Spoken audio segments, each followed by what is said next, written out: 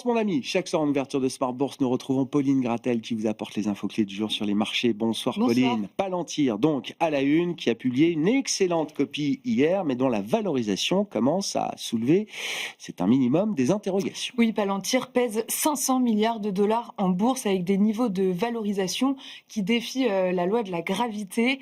Et les analystes de Jefferies, par exemple, sont sceptiques sur cette valeur. Dans une note, ils indiquent que les chiffres sont excellents, mais la valorisation extrême.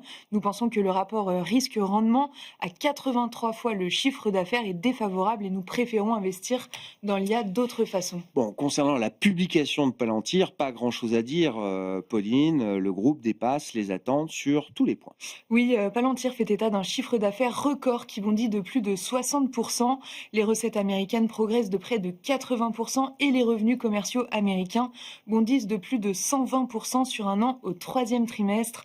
Enfin, les objectifs sont relevés. L'action qui bondit de 175% depuis le début de l'année et de 300% sur un an plonge de 9% à l'ouverture. Ce soir, on attend aussi la publication d'AMD après la clôture des marchés. Bon, ces interrogations autour de la valorisation de Palantir se diffusent à travers tous les marchés et pèsent sur les grands indices actions aujourd'hui. Oui, ils étaient tirés par la thématique IA depuis des semaines, mais aujourd'hui, la tendance est rouge partout et Palantir a semé le doute sur les marchés, comme on l'évoquait. Sur le repli des indices en Europe, le DAX et le CAC 40 cèdent plus de 1% avec un CAC 40 autour de 8000 points.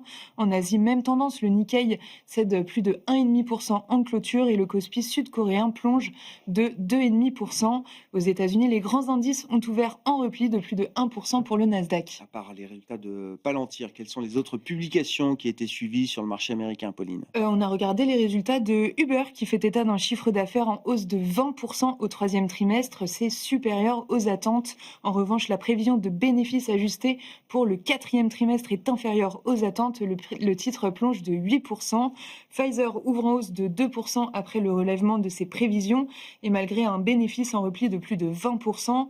Spotify, enfin, est en léger repli après une performance pourtant solide au troisième trimestre. En France, Edenred ne parvient pas à convaincre. Lors d'une journée investisseur, Edenred a dévoilé ses objectifs financiers et présenté son nouveau plan stratégique. La prévision de la croissance de l'EBITDA à horizon 2028 est inférieure aux attentes des analystes.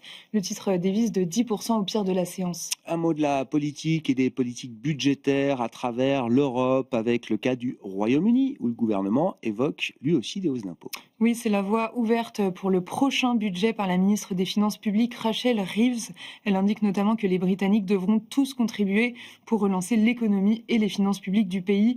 Dans ce contexte, la livre sterling est au plus bas depuis 6 mois et le rendement britannique à 10 ans se détend autour de 4,40%. Pas de gros mouvements à signaler sur les marchés obligataires. On notera quand même que le dollar poursuit son rebond. Ça fait 2 mois que le dollar se raffermit face à un ensemble de devises et notamment face à l'euro.